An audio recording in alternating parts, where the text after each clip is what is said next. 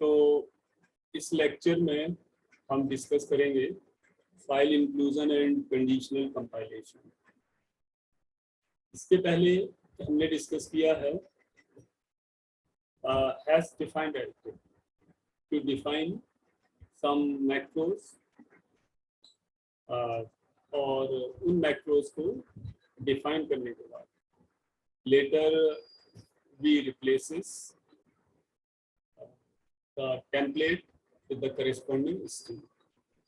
और तो जो मैंने मैक्रो के 3 यूज बताए थे उनमें से पहला हम डिस्कस कर चुके हैं, तो हैश डिफाइन है।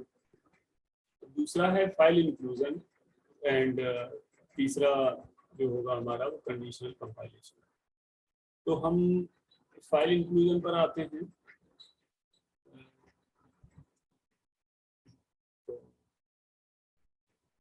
तो उसके पहले हम जानते हैं हेडर फाइल।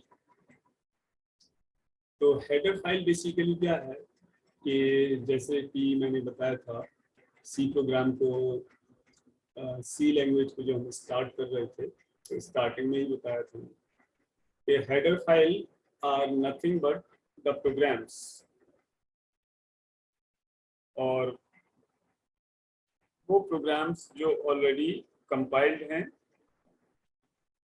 और जिनकी हमें रिक्वायरमेंट होती है उन प्रोग्राम्स की अपने प्रोग्राम में कुछ मॉड्यूल या फंक्शंस को हम यूज करते हैं। जैसे हमारा सबसे बेसिक जो हेडर फाइल है दैट इज stdio.h।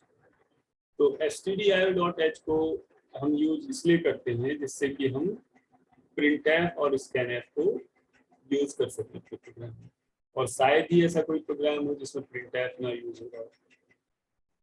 scanf तो फिर भी ऑप्शनल है, इट मे बी यूज्ड और नॉट। अगर किसी प्रोग्राम में printf अभी तक हमने जो पढ़ा है उसमें ना यूज हो रहा हो तो उस प्रोग्राम का स्क्रीन पे कोई आउटपुट या कुछ भी दिखेगा नहीं। तो for the printf and scanf we include the stdio.h file.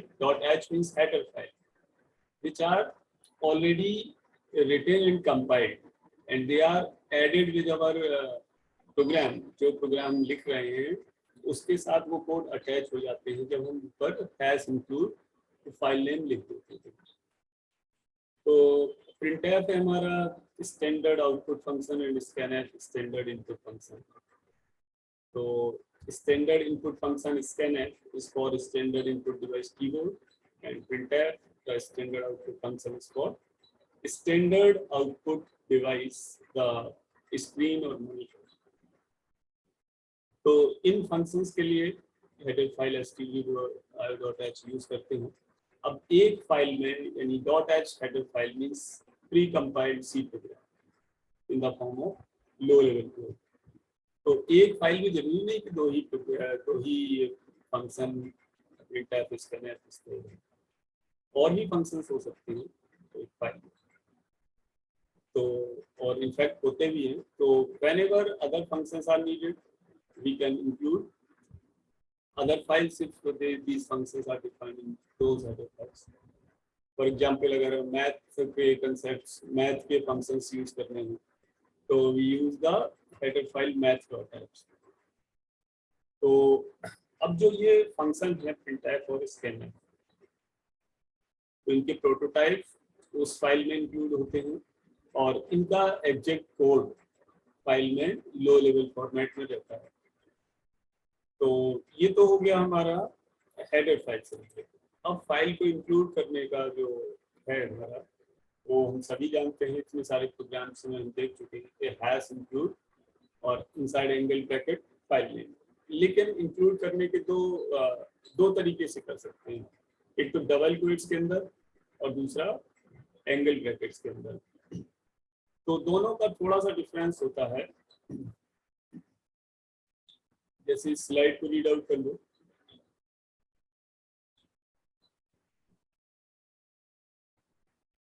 कि जो हैश इंक्लूड डायरेक्टिव है ये इस तरह ट्रीट करता है कि ये जो इंक्लूडेड हेडर फाइल है इसके कंटेंट्स हमारे प्रोग्राम के साथ अटैच हो गए। तो अब इसको हैश इंक्लूड को जो पर्पज है you can read out, discuss कर चुका हूँ।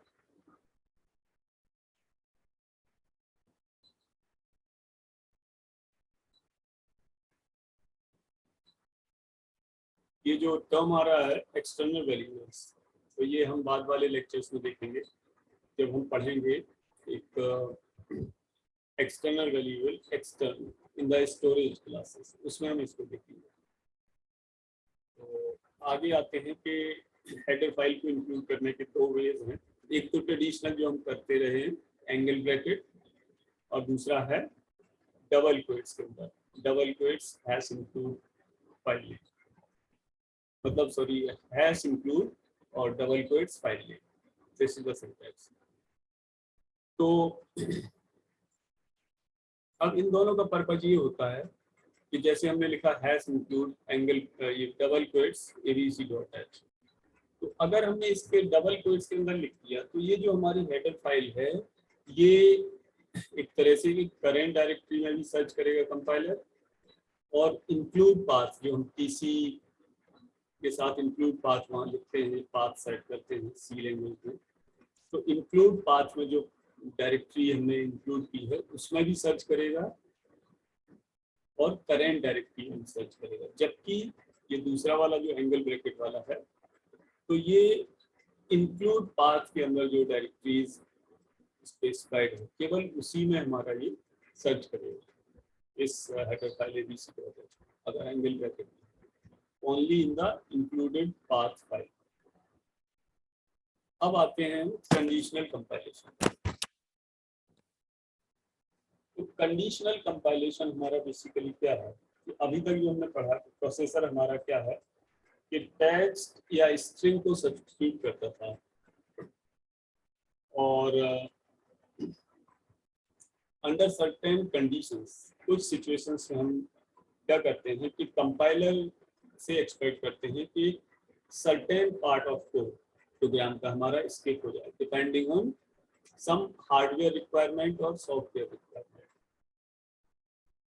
जैसे कि हम अभी तक के प्रोग्रामिंग से इफ एल्स कंडीशन से हम कुछ पार्ट को स्किप कर सकते थे, लेकिन यहाँ पर हमारा हार्डवेयर डिपेंडेंसी या सॉफ्टवेयर डिपेंडेंसी दोनों ही आ सकती है। तो इसको हम कैसे करते हैं कि this is done by using the 3 macros if def else and if, these 3 directives are there। तो इनके बीच हम कोड लिखेंगे, और जो हमारे जैसे कंपाइलर होते हैं तो ये हर एक प्लेटफॉर्म पे काम करते हैं। तो हम जब कोडिंग इस कंपाइलर की कोडिंग होती है या इस तरह की किसी सॉफ्टवेयर की कोडिंग होती है विच रन्स ऑन डिफरेंट प्लेटफॉर्म्स, तो उसमें हम क्या करते हैं कि कुछ मैक्रो वेरिएबल्स को इन 3 डायरेक्टिव्स के साथ अटैच करते हैं, और depending on different conditions this certain code will be executed. और अगर कंडीशंस इन द सेंस कि यहाँ पर हम ये डिफाइन करते हैं मैक्रो वेरिएबल, तो उन वेरिएबल की पहले हम वैल्यू देते हैं डिपेंडिंग ऑन सॉफ्टवेयर और हार्डवेयर रिक्वायरमेंट, तो उन वैल्यूज को बाद में टेस्ट करते हैं। जैसे डिफरेंट प्लेटफॉर्म हमारे डॉस, विंडो, यूनिक्स, लाइनक्स, इन सब के लिए अलग अलग कंपाइलर के कोड मोस्टली तो कॉमन होंगे, लेकिन कुछ कोड जो हम चाहते हैं कि प्लेटफॉर्म डिपेंडेंट हो, तो हम इन कंडीशंस के साथ अटैच कर देते हैं। और बाद में इफ डेफ से, इफ डेफ जो है हमारा ये डिनोट करता है कि इफ डिफाइंड, तो अगर वो डिफाइंड है वेरिएबल तो उसके करेस्पॉन्डिंग जो इफ डेफ और एल्स के बीच कोड है वो अटैच हो जाएंगे उस पर्टिकुलर प्लेटफॉर्म के लिए। जैसे आगे चलते हैं, इन तीनों का जो मतलब है वो मैंने बताया कि if def, that means if they have some variable we can provide value or not, that is another matter. If they have some macro variable या macro template बता सकते हैं, macro variable को template बोलते हैं, तो if def अगर वो defined है already तब ये बाद में हम देखते हैं। दूसरा है has else, ये जो macro है else ये क्या करेगा कि अगर ये डिफाइंड है मैक्रो टेम्पलेट, तो इफ डेफ और एल्स के बीच जो कोड है वो एग्जीक्यूट होंगे, और अगर नहीं डिफाइंड है तो एल्स और इफ एंड डेफ मैक्रो के बीच जो कोड लिखेंगे वो एग्जीक्यूट होंगे। तो इसको समझने के लिए हम पहले इसका सिंटैक्स देखते हैं। तो ये जो जनरल सिंटैक्स है वो इस तरह है कि इफ डेफ, ये तो हमारा मैक्रो हो गया, और ये हो गया मैक्रो नेम या मैक्रो टेम्पलेट। अगर वो मैक्रो डिफाइंड है तो स्टेटमेंट 1, स्टेटमेंट 2, स्टेटमेंट 3, एल्स के बीच जो भी स्टेटमेंट ये एग्जीक्यूट तब होंगे जब ये मैक्रो नेम डिफाइंड। अगर नहीं डिफाइंड है तो मैक्रो एल्स से लेके मैक्रो एंड इफ, इसके बीच जो स्टेटमेंट लिखे हैं वो एग्जीक्यूट होंगे। अब इसमें क्या है, सिंटैक्स ये है कि जो हमारा इफ डेफ है, अगर हमने इफ डेफ लिखा तो एंड इफ से हमें इसको एंड करना ही पड़ेगा। ये जो कोड है हैश एल्स, ये हमारा ऑप्शनल है else. Just like if else statement जो थे उसमें एल्स ऑप्शनल था कि इफ अकेला भी आ सकता था और इफ एल्स भी आ सकता था, लेकिन एल्स हम लिखें या ना लिखें एंड इफ से इसको क्लोज करना ही पड़ेगा। एंड इफ से इसको क्लोज करना पड़ेगा अगर हमने इफ डेफ लिखा। इसका अपोजिट इफ एंड डेफ भी होता है, तो हम अभी देखेंगे बाद में।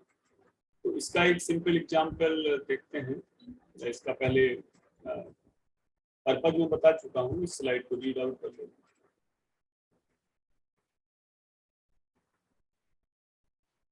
अब फॉर एग्जांपल अगर हमने कोई वेरिएबल डिफाइन किया तो मैक्रो टेम्पलेट टी, तो उसको टेस्ट कर लेंगे बाद में कि इफ डेफ डी, तो अगर डी डिफाइंड है तो हमें क्या एक्शन लेना है, इफ डेफ और एल्स के बीच जो स्टेटमेंट लिखे होंगे वो एग्जीक्यूट हो जाएंगे। यहाँ एग्जीक्यूट से मतलब कि वो बेसिकली कंपाइलेशन के लिए एक्सपेंड हो जाएंगे। एग्जीक्यूशन तो यहाँ नहीं कह सकते हम, क्योंकि all the pre processors characters और macro they are before compilation. तो डिफरेंट प्लेटफॉर्म के लिए हमें अगर डिफरेंट कोड इंसर्ट करना है तो ये इफ डेफ, अगर वो प्लेटफॉर्म डिफाइंड है इन सम कंस्ट्रेंट, तो उसके बीच एल्स और इफ डेफ के बीच वाले कोड अटैच हो जाएंगे, एक्सपेंड हो जाएंगे, और फिर वो फाइनली कंपाइल होंगे। तो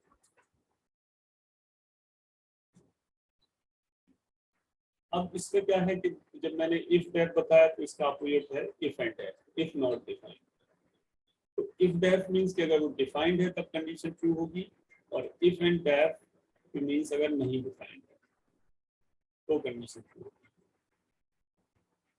तो चाहे इफ डेफ लिखें हम या इफ एंड डेफ लिखें, ये सभी जो है फाइनली टर्मिनेट होंगे हमारे हैश एंड इफ से, जैसे प्रीवियस बताया।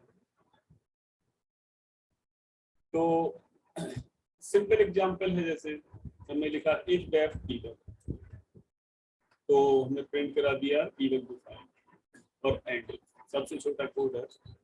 अगर डीबग डिफाइंड है तो प्रिंट करा दिया, और अगर डीबग नहीं डिफाइंड है तो ये प्रिंट होकर नहीं आएगा। अब चलते हैं एग्जांपल की तरफ।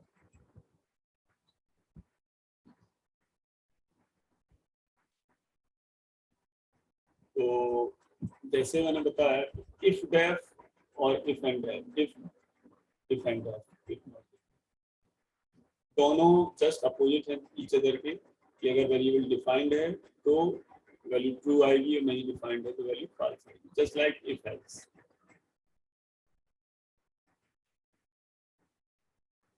तो यहाँ पे जो डिस्कशन है वो इफ एंड डेफ और एल्स। इफ एंड डेफ जैसे मैंने बताया,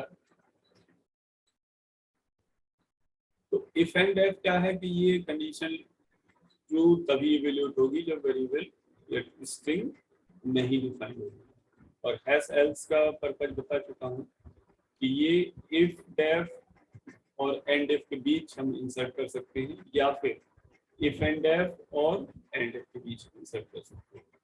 मतलब इफ डेफ या इफ एंड डेफ लास्ट में एंड, उसके बीच में हमारा एल्स आ सकता है।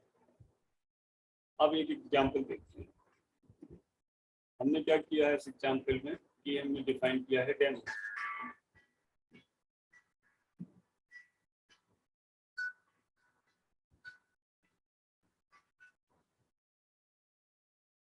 तो इसमें हमने क्या किया है कि जो हैज डिफाइन, एक तो डेमो ये डिफाइन कर दिया हमने मैक्रो वेरिएबल, इसकी वैल्यू नहीं दी है। दूसरा हमने डिफाइन किया है डॉस, इसकी वैल्यू 4 है, ये फाइल इंक्लूजन के पहले। अब यहाँ फाइल इंक्लूड करी, यहाँ में आ गए। अब ये हमने प्रिंट कराया checking the definitions of different variables. तो इसमें क्या है कि अब यहाँ हम चेक कर रहे हैं कि इफ दैट डेमो, अगर डेमो डिफाइन तो प्रिंट कर देंगे demo version defined, else demo version not defined. अगर ये डेमो डिफाइंड है, जैसे अपने केस में ये डिफाइंड है, तो ये वाला प्रिंट होके आ जाएगा, और ये एल्स के साथ जो है वो नहीं प्रिंट होगा, और यहाँ ये एंड फिनिश हो जाएगा, ये पूरा ब्लॉक मैक्रो जो ब्लॉक है। फिर इसके बाद हम आए next, if not defined DOS, जबकि डॉस डिफाइंड है तो क्या प्रिंट होके आएगा, डॉस वर्जन नॉट डिफाइंड। अगर डॉस नहीं डिफाइंड होगा, जबकि डिफाइंड है तो ये कंडीशन मतलब ये फॉल्स इवैल्यूएट करेगा। तो ये इफ नॉट डिफाइंड डॉस, ये फॉल्स है तो ये एल्स पे आ जाएगा, तो यहाँ लिख जाएगा डॉस वर्जन डिफाइंड एल्स, और यहाँ वैल्यू आ जाएगी डॉस की, क्योंकि डॉस इटसेल्फ हमने डिफाइन किया हुआ है और इसको क्लोज कर दिया है इस दूसरे वाले ब्लॉक। फिर हमने चेक किया if cap window, window define है, विंडो प्रिंट होके आ गया, एल्स इसका वर्क नहीं करेगा यहाँ, एंड इफ डन। तो ये इसका आउटपुट होगा, checking the different version of definitions of different versions, demo version defined, DOS version defined as core value आ जाएगी। ये सिंपल है, output is easy to understand as well as the program. और इसका एक्सप्लेनेशन मैंने लिखा हुआ है, बट जो मैंने एक्सप्लेन किया है सिंपल एक्सप्लेनेशन, इसी एक्सप्लेनेशन की लाइन भी है। तो अब इसमें क्या है,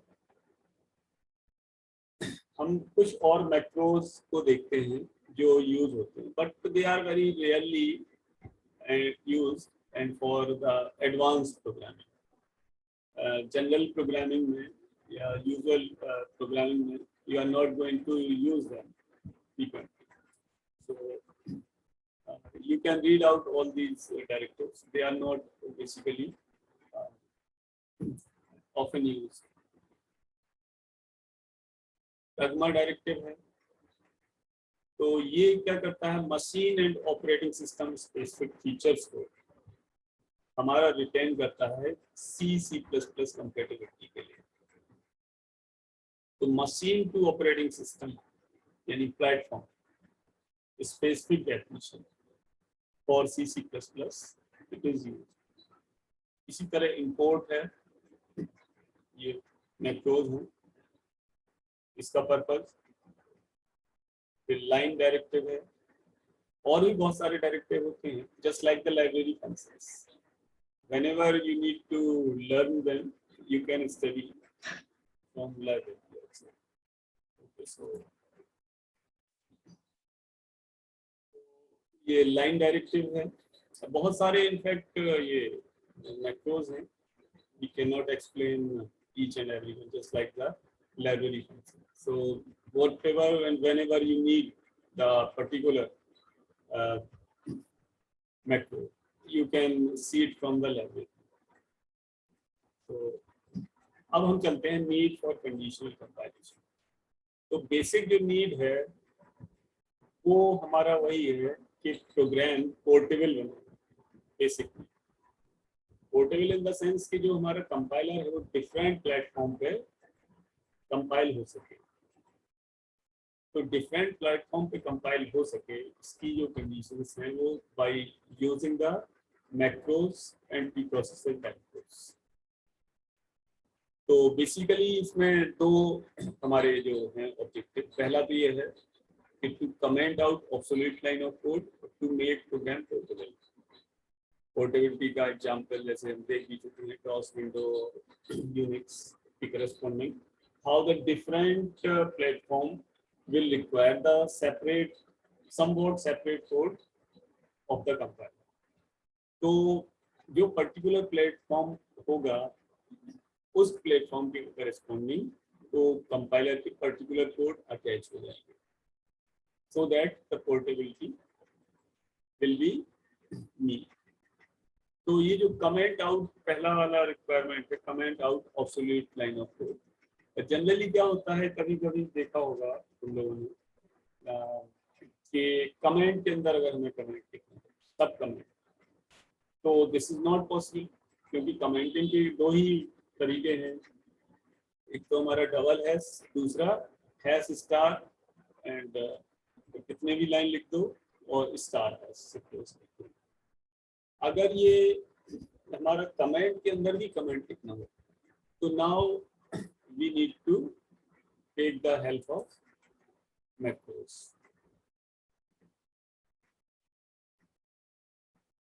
तो ये तो दूसरा हमारा प्रोग्राम जो पोर्टेबिलिटी है वो हम एग्जाम्पल देख चुके हैं कि if def और end if डायरेक्टिव की हेल्प से we meet the portability।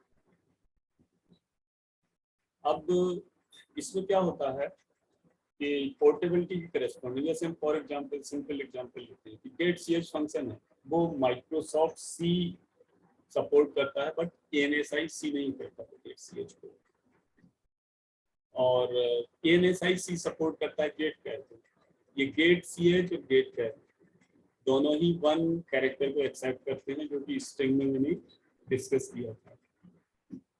तो अब अगर हम चाहते हैं कि जो हमारा कंपाइलर है अगर माइक्रोसॉफ्ट सी है या ANSI तो उस हिसाब से हमें कोड ये डिफाइन करने पड़ेंगे गेट ch की करस्पॉन्डिंग।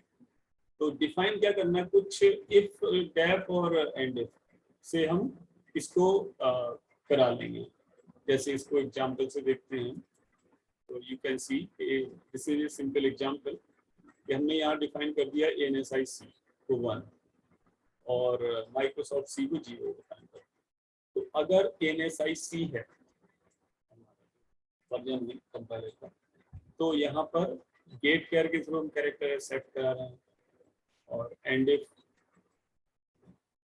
और इफ दोबारा से यही कंडीशन चेक कर रहे हैं इफ डायरेक्टिव से कि अगर माइक्रोसॉफ्ट सी है तो फिर हम गेट ch से ये कैरेक्टर एक्सेप्ट कराएंगे। तो by this we have completed the topic macro और प्रीप्रोसेसर कैरेक्टर, उसका जो हम सब टॉपिक अभी डिस्कस कर रहे थे file inclusion and conditional comparison, तो we have completed this. Okay, thank you.